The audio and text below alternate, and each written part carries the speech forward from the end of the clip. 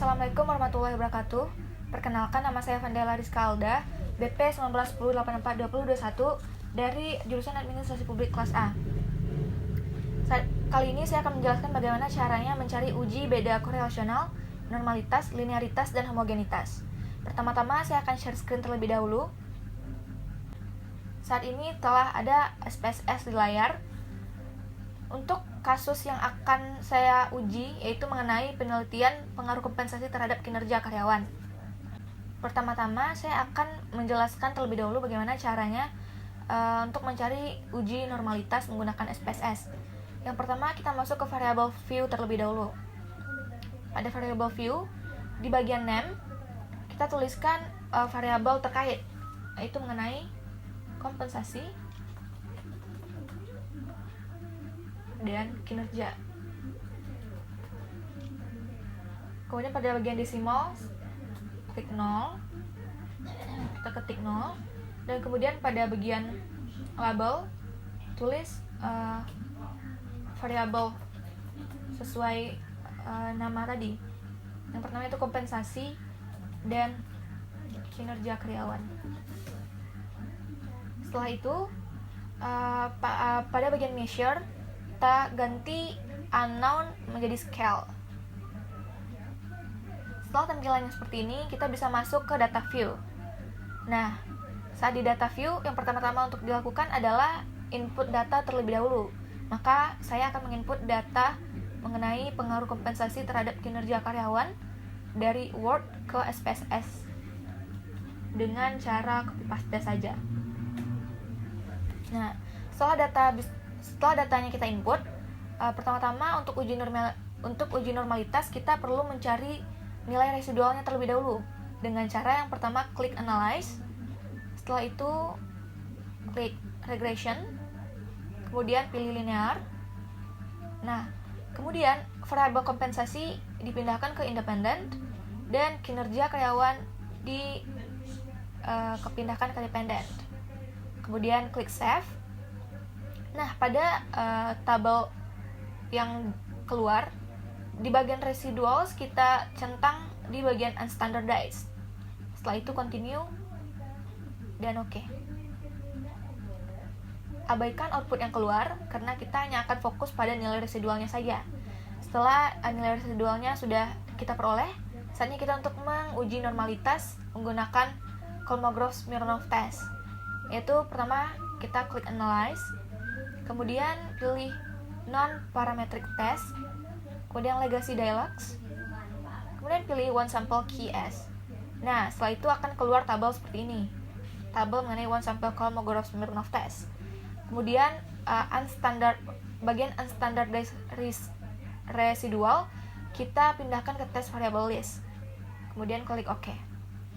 Nah, output yang keluar adalah hasil akhir mengenai uji normalitas, yaitu berupa tabel SPSS.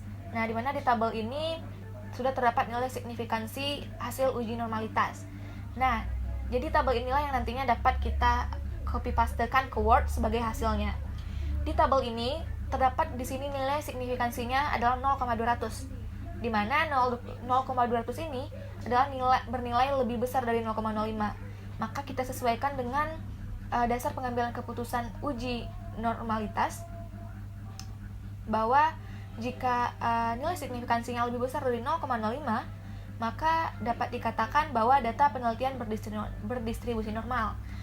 Karena nilai signifikansinya di sini adalah 0,200, maka dapat disimpulkan bahwa 0,200 lebih besar dari 0,05 dan oleh karena itu pengaruh kompensasi terhadap kinerja karyawan dapat dikatakan berdistribusi normal. Baiklah, selanjutnya saya akan menjelaskan bagaimana caranya untuk mencari uji linearitas. Saya akan share screen lagi. Nah, setelah SPSS-nya seperti ini, kita masuk ke variable view terlebih dahulu.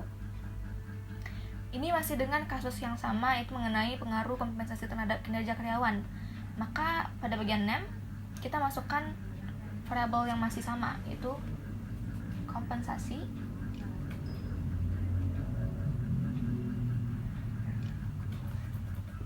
itu kompensasi dan kinerja. Kemudian pada bagian decimals 0. Pada bagian label kita tuliskan variabel terkait mengenai kompensasi dan kinerja karyawan.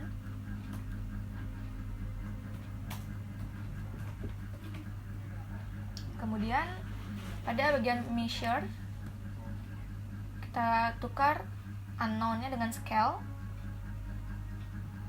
Nah, setelah variable view-nya seperti ini, kita masuk ke data view. Di data view kita input lagi nilainya. Kita input lagi datanya. Nah, setelah datanya sudah diinput seperti ini, kita akan mencari uji linearitas dengan mengklik analyze, kemudian klik compare means. Nah, kemudian pada bagian kompensasi kita pindahkan ke independent list dan kinerja karyawan ke dependent list. Kemudian klik options, kemudian centang atau checklist di bagian test for linearity. Kemudian continue, oke. Nah, setelah itu akan keluar tabel hasil dari uji linearitas. Nah, untuk tabel-tabel output SPSS yang keluar, kita akan fokus pada ANOVA table, karena hasil dari uji linearitas tersebut terdapat pada ANOVA table, khususnya pada nilai signifikansi di deviation from linearity.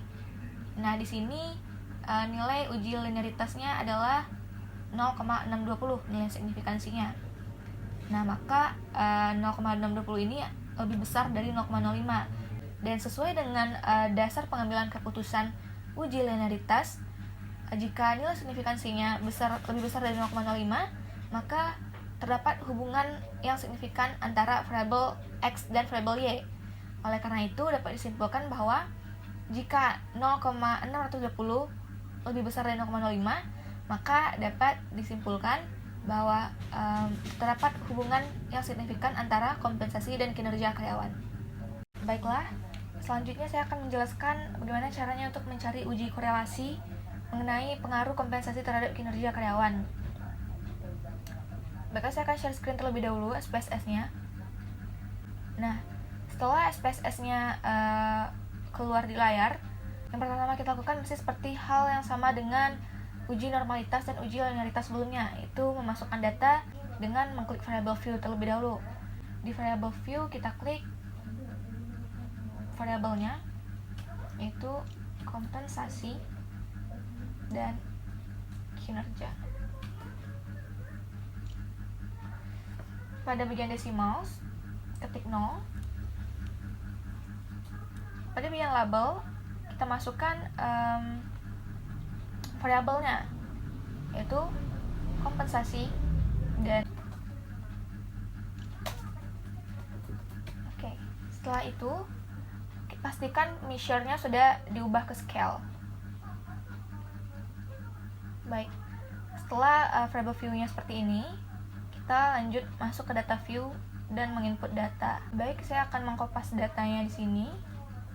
Nah, setelah datanya sudah kita input, saatnya kita untuk mencari uji korelasi, yaitu dengan mengklik analyze, kemudian correlate, pilih bivariate.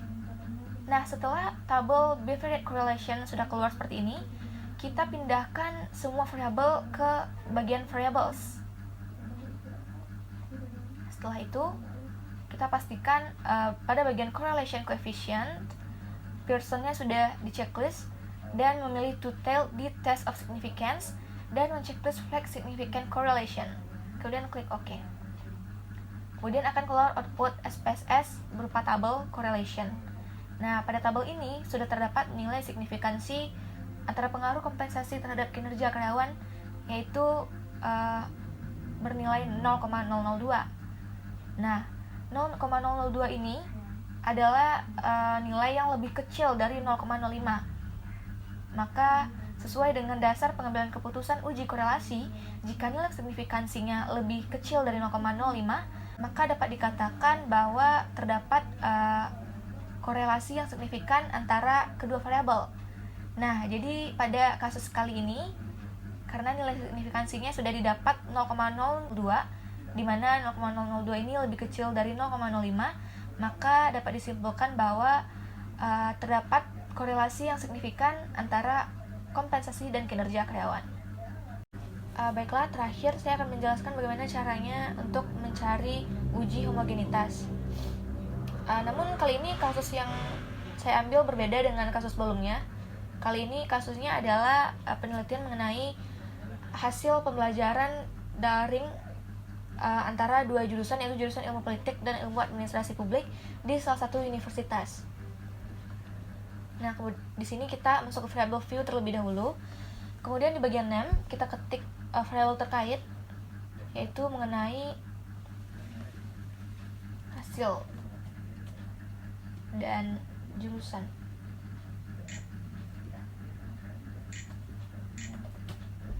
Nah, kemudian pada bagian decimals kita ketik 0.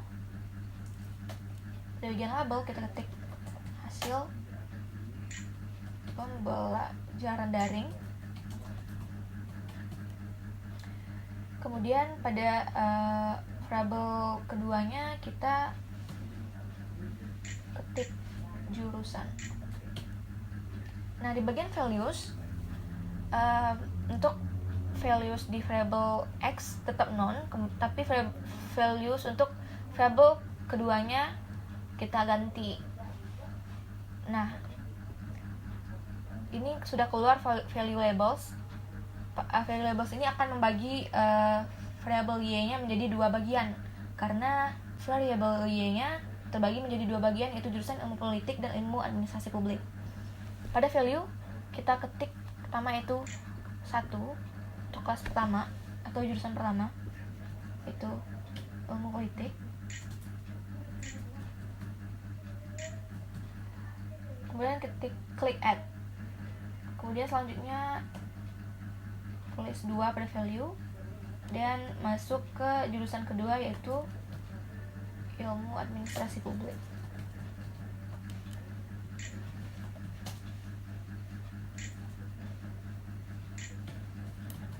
Kemudian klik add dan oke. Nah, kemudian setelah itu tampilan values-nya akan berubah seperti ini untuk variable kedua. Kemudian pada bagian measure, untuk variable atas atau variable x-nya kita ganti dengan scale. Sementara untuk variable y kita pilih nominal. Nah, setelah tampilannya seperti ini, kita akan segera masuk ke data view dan menginput datanya. Ini adalah data mengenai perbedaan hasil belajar daring jurusan ilmu politik dan ilmu administrasi publik di salah satu universitas. Untuk input data ini, kita akan menginputnya satu persatu. Yang pertama, kita akan memasukkan data dari jurusan ilmu politik terlebih dahulu dan mengkopasnya ke SPSS. Nah, setelah itu di bagian bawahnya pada baris kedua-tiga kita masukkan data dari jurusan ilmu administrasi publik.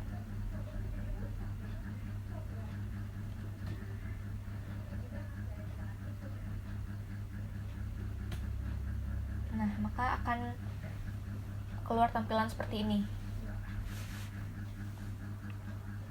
Nah, setelah itu untuk kolom jurusan kita masukkan kode dari jurusan atau kelasnya, dimana kodenya sudah saya buatkan di sini.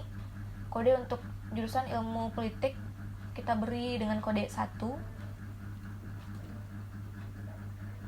Masukkan ke kolom jurusan. Nah, dan untuk jurusan ilmu administrasi publik memiliki kode 2.